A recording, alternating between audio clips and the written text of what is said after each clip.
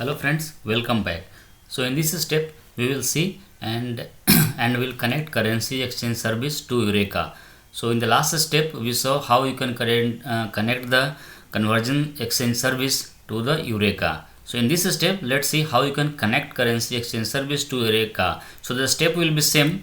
Okay, so let's go to the currency exchange service. Okay, currency exchange service. Our first step was to enable the discovery client. So go to the currency exchange application. Okay, enable the discovery client. Notation, enable discovery client. Okay, and the second step was to add the Eureka dependency, Spring Cloud Starter Eureka dependency in a pom.xml, right? So go to the currency conversion pom.xml where we had downloaded the dependency file. So copy the same thing. Okay, go to the exchange service pom.xml. Yeah, so be careful while opening the pom.xml. So this is for the currency exchange service. Okay, add the dependency file here. Okay, save it. So it will started building and downloading the dependent jar file. And the third step was like the currency exchange service will have to locate the URL of the Eureka server. So go to the properties file of currency exchange, open the application properties. Okay, and here let's go to the properties file of currency conversion service. We don't need to write again it. Okay, and here we had mentioned this, right? Eureka client service URL default. Okay, to locate it, right? So now go to the currency exchange service application file and paste this. That's it, right? So we did the three things in currency exchange service. We added the dependency in Eureka. Okay, for Spring Cloud Starter Eureka, and we enable the discovery client. Okay, in our main class file. Okay, and then added the properties file to URL of Eureka. Okay, so these three things we did, correct? So now stop all the services and restart that. Okay, and if you go there and if you see currently we have down it, so it will come the page not found. Let it come. Yeah, the site cannot be reached. That's fine. So let's start. First Eureka server, currency conversion. No, first Eureka. Where is Eureka? Netflix Eureka naming server. Let it started. So maximize this console to see the logs if it is all going well.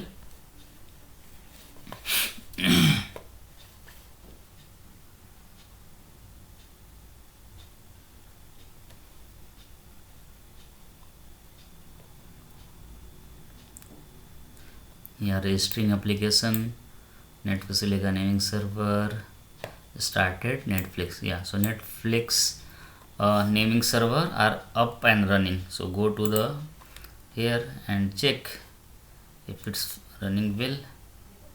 Yeah, it's running, right? But no instance available. So as soon as we started the service, other microservice, it will start coming here, right? So go to the Eclipse. Okay, and run first the currency conversion server application. Yeah, save it. Okay, so currency conversion service application started. So let it start, then we'll go to the Eureka and see if it started running. Okay, and the registration has done, service registration. Okay, so let it be code Netflix or started Netflix. Again it can go to the currency conversion. Yeah, so discovery client, currency exchange service, registering application, currency conversion service to Eureka with start and up.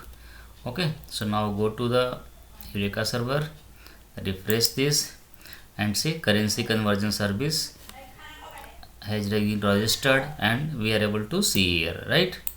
Now go to and start the currency exchange service. So come here and we have a currency exchange service. Let's start currency exchange application at 001. Okay, let it start.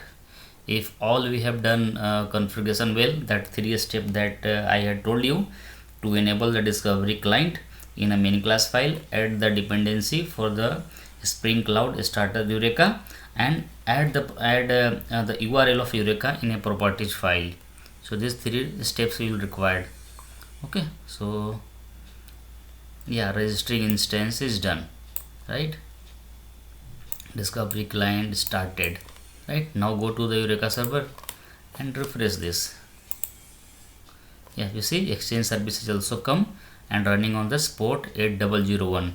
Let's try to run the another instance of the exchange service. Okay, so come here, run the another instance. Let's see, we are running the currency exchange application of on 8002 port. Okay, so let it run.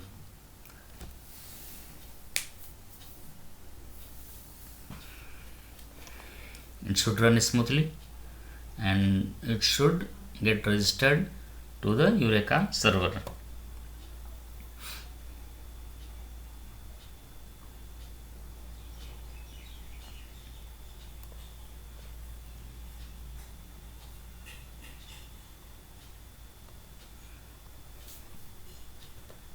Register started Eureka server, and this is the naming server coming. So let's go to the currency exchange 8002 where we are saying it started. Okay, now go to the Eureka server and refresh this. See, in exchange service we have 2 instances running. One is 8001 port and another is 8002 port, right?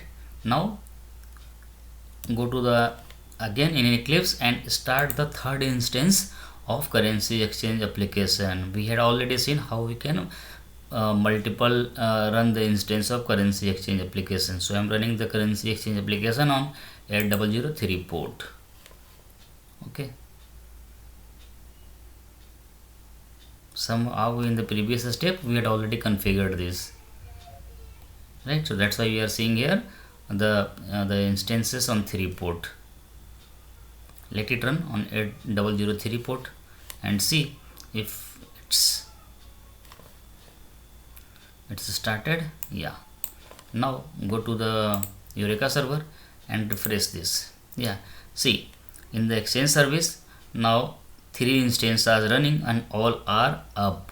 So one is running on the 8003 port, another is running on the 8002 port, and another is running on 8001 port. So we can see how the currency conversion service is connecting with the Eureka server, how the exchange service is connecting with the Eureka server, right? How the other instances are getting connected with Eureka server and doing the service registration, right?